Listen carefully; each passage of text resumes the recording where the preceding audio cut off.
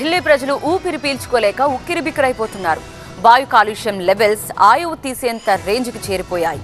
Air quality ఇండెక్సే వణికి పుట్టిస్తోందన్న పొల్యూషన్. మరి పొల్యూషన్ ని కంట్రోల్ చేసేందుకు ఎలాంటి ఏర్పాట్లు చేస్తున్నారు? ఎలా ముందుకెళ్లాలని డిసైడ్ అయింది ప్రభుత్వం?